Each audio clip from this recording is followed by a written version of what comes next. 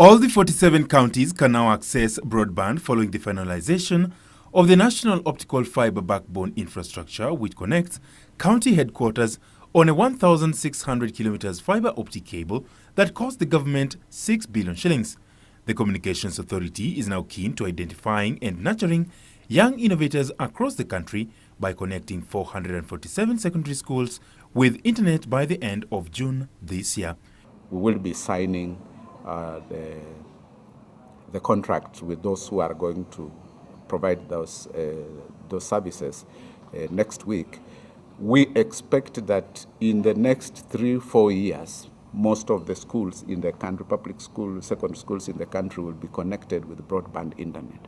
Connection of schools with internet is expected to cost taxpayers 837 million shillings. We are also closing the access gaps. We have identified around 78 sublocations, and we are going to spend around 1.3 billion to be able to close those gaps, which means we will be remaining with less than 300,000 Kenyans who will not have been able to access communication services at all.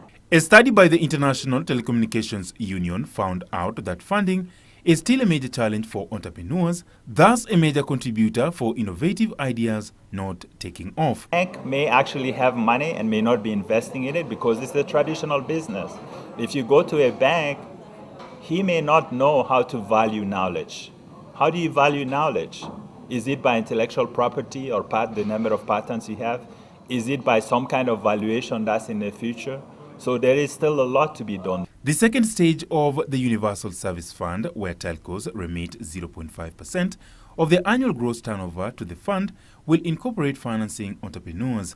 We will be asking, as part of our next phase, for the council that manages the Universal Service Fund to at least place some percentage of the fund every year to support innovations.